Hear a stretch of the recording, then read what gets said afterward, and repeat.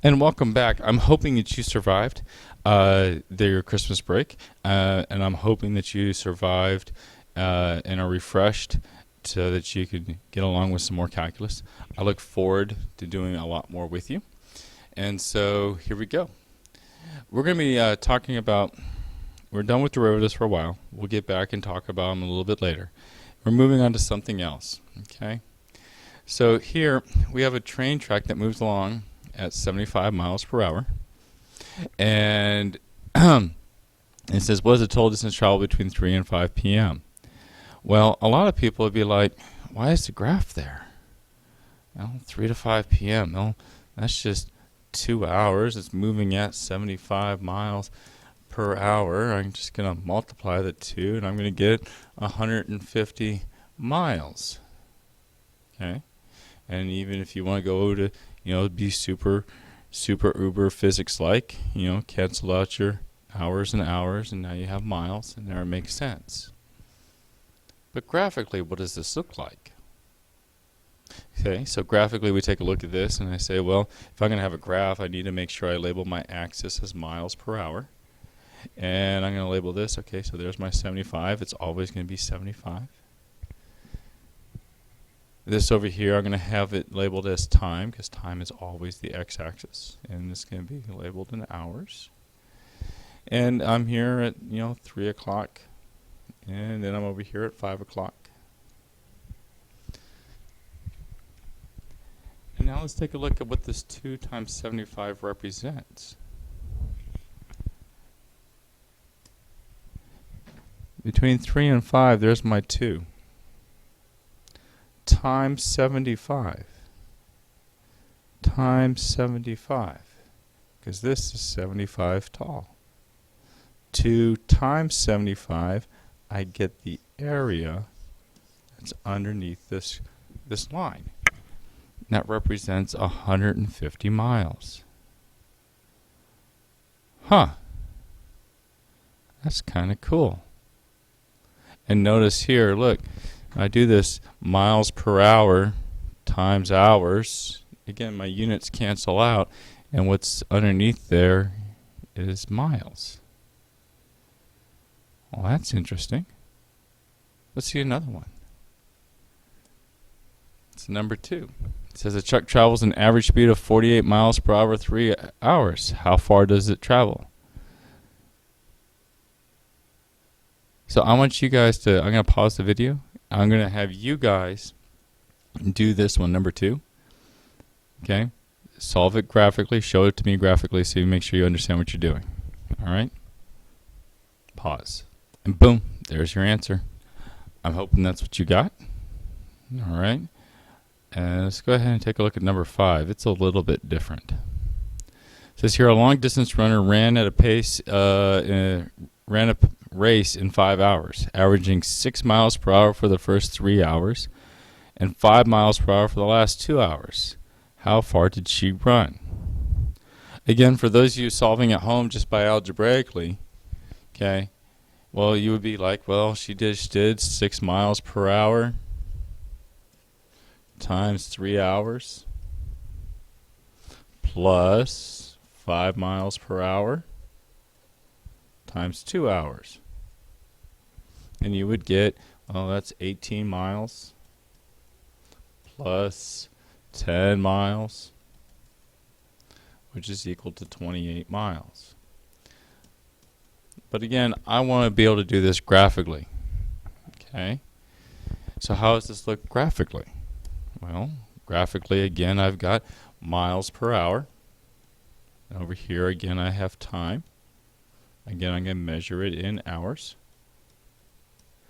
And then I go ahead, well, for the first 3 hours, so from 0 to 3, I was going 6 miles per hour. And then 5 miles per hour for the last 2 hours. So from 3 to 5, I'm here. I should have solid dots there, and I jumped, boom, down to there. And so what are you finding graphically? Graphically, you guys are finding this area here plus this area here and adding it together. 6 times 3 and 5 times 2. Pretty cool, huh? Never thought of it graphically. You were always given these problems, you know, this way. This is the way that you've been solving them with algebra. Never have you been able to do it or seen it properly graphically. So let's take a look. Let's keep going. Okay. So now let's talk about this one. Particle starts at x equals 0 and moves along the x-axis at a velocity of t plus 2. Find the total distance traveled in the first 5 seconds if the velocity is measured in meters per second. Ooh, what geometric figure can be used to calculate this distance? So if I'm going to graph velocity and it's measured in meters per second, I need to be able to, you know, I want meters per second. Okay, so now all of a sudden we just can't multiply. Now we have to be able to do it the way that we've been doing it, which is, you know, graphically, being able to find it graphically. So let's do this. Again, here's my time. Okay, and this time we're in seconds. Notice that when I would take my velocity and multiply it by time, my seconds disappear and I get meters. So now we say here, well, velocity is going to be t plus 2. So here I am at 2, and it's doing like this. And they want it for the first 5 seconds. So here I am at 5 seconds later.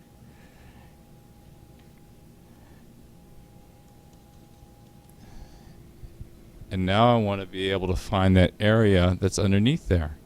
Well, what shape is that? Ding, ding, ding, if you said trapezoid. If you tilt your head sideways. If you tilt your head sideways, you should be able to see the trapezoid. Here's the base. Here's a base. Right? You know, remember, well, how do I find the area of a trapezoid? Ooh, okay. Remember, so this one you might have to write down. Area of a trapezoid is equal to base 1 plus base 2 divided by 2. Average out your bases. Times your height. So what's my base 1? What's my base 2? So in this one, when you tilt your head sideways, here is base 1, here is base 2, and your height is along the x-axis. So when I find base 1, well, how do I find base 1? I plug in 5. And when I plug in 5, I should find out that my velocity up here is 7. So this distance here is 7 plus base 2. Base 2 from 0 to 2 is 2.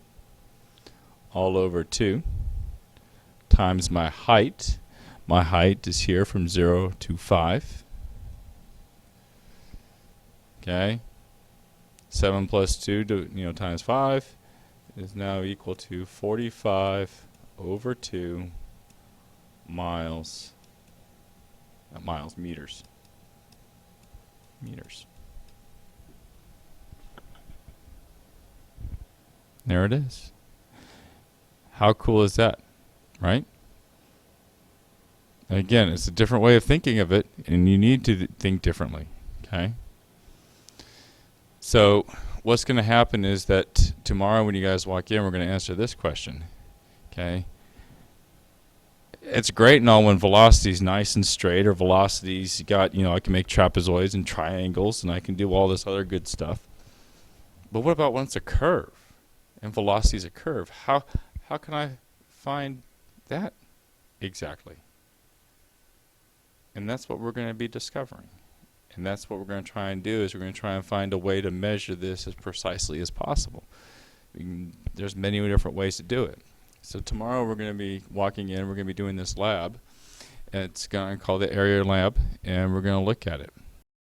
And even though we're going to do this lab tomorrow, you still are able to do the whole set of the homework. So here it is. and this is super easy. You guys should be able to pull this off and get this done by the time you walk in tomorrow. Look forward to seeing you tomorrow, and we hope that the rest of the semester goes well. See you then. Bye.